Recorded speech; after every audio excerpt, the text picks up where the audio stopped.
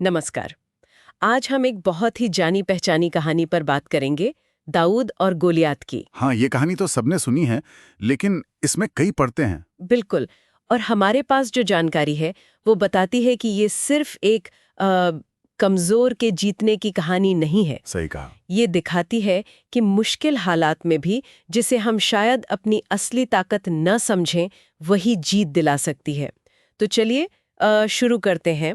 Goliath के खौफ से कैसा माहौल था वो? हाँ, वो माहौल समझना जरूरी है। गोलियात सिर्फ ऊंचा नहीं था, करीब 9 फुट लंबा बताते हैं। और उसने जो कांसे का कवच पहना था, भारी, कितना भारी? 50 किलो से ज्यादा वजन का कवच। और वो रोज सुबह और शाम इजरायली सेना के सामने आता, ललकारता था। रोज? हाँ, 40 दिन तक किसी एक योद्धा को लड़ने के लिए बुलाता था।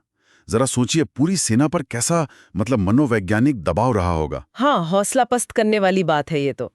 ये सिर्फ शारीरिक डर नहीं था। बिल्कुल नहीं, ये हौसला तोड़ने वाली चुनौती थी रोजाना। और इसी डरे हुए माहौल में आता है दाऊद, एक नौजवान चरवाहा। हाँ, वो तो बस अपने भाइयों के लिए खाना वाना लेकर आया था जो सेना में थे। लेकिन उसने जब गोलियात की ललकार सुनी तो उसका रिएक्शन बिल्कुल अलग था। उसने पूछा, जैसा हमें पता चलता है, ये अविश्वासी फिलिस्तीनी है कौन आखिर, जो जीवित परमेश्वर की सेना का अपमान कर रहा है? ये बात उसे चुभ गई। यहाँ अविश्वासी कहना सिर्फ धर्म का फर्क नहीं है, ये परमेश्वर के लोगों का अपमान था उसकी नजर में। और राजा शाऊल भी उसके साहस से थोड़े प्रभावित हुए। हाँ, प्रभावित हुए, लेकिन सोचा कि इसे अपने हथियार दे दूं, अपना शाही कवच। पारंपरिक सोच थी वो। दाऊद ने कोशिश भी की होगी पहनने की। हाँ, कोशिश की, पर वो भारी भरकम कवच एक चरवाहे के लिए, वो उसमें चल ही नहीं पाया। तो उसने कहा, नहीं, मैं इनमें नहीं लड़ सकता। समझदारी दिखाई। बिल्कुल। और यही एक गहरा सबक है जो कहानी बताती है। दूसरों की नकल मत करो, अपनी ताकत पहचानो।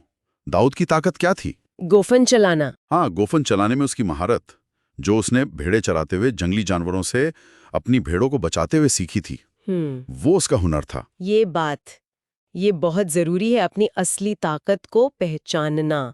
फिर वो आमना सामना हुआ होगा। हाँ, बड़ा नाटकीय। गोलियात उसे देखकर हंसा, बच्चा समझा। कहा, क्या मैं कुत्ता हूं जो तू लाठी लेकर आया है? मजाक उड़ाया। पर दाऊद का जवाब देखी, कितना आत्मविश्वास था। उसने कहा, तू तलवार, भाले, बर्छे के साथ आता है, पर मैं सेनाओं के यहोवा के नाम से आता हूं, जिसका तूने अपमान किया है। और हथियार? उसके पास क्या थे? वही अपनी गोफन और नदी किनारे से चुने हुए 5 चिकने पत्थर। 5 ही क्यों? ये भी सोचने वाली बात है। हाँ, शायद तैयारी का प्रतीक, कि एक चूका तो दूसरा है। लेकिन जरूरत एक ही की पड़ी। एक ही पत्थर निशाने पर लगा, और वो विशालकाय योद्धा गोलियत ढेर हो गया। कमाल है। यहीं से वो विचार आता है कि ईश्वर, या कह लें कोई बड़ी शक्ति, अक्सर छोटी चीजों से बड़े काम करती है। 5 पत्थर और अटूट विश्वास। और ये मिलकर एक असंभव सी जीत बन गई। हाँ, और ये सिर्फ कोई धार्मिक चमत्कार की बात नहीं है, ये एक बड़ा सिद्धांत है।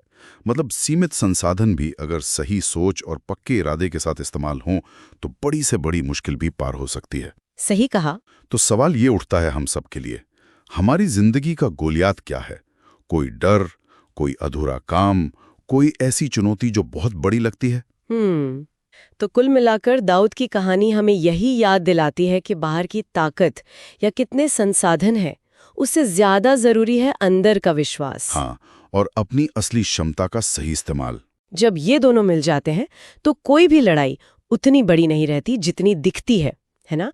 कई बार तो जैसे इस कहानी में है, विश्वास ही सबसे बड़ा हथियार बन जाता है। बिल्कुल। और आखिर में एक बात सोचने के लिए छोड़ जाते हैं। इस कहानी से सीखते हुए क्या हम ये सोच सकते हैं कि आज के हमारे जो गोलियात हैं, जैसे सामाजिक अन्याय हो, या पर्यावरण की बड़ी चुनौतियां हो, या फिर हमारे अपने अंदर के डर, शंकाएं, इनका सामना करने के लिए हमारे 5 पत्थर क्या हैं? अच्छा, मतलब हमारी वो छोटी शायद अनदेखी सी क्षमताएं। हाँ, वो क्षमताएं, या वो सिद्धांत, या वो छोटे संसाधन जिन पर हम भरोसा कर सकते हैं बड़ी चुनौतियों से लड़ने के लिए। शायद जवाब हमारे आसपास ही हो।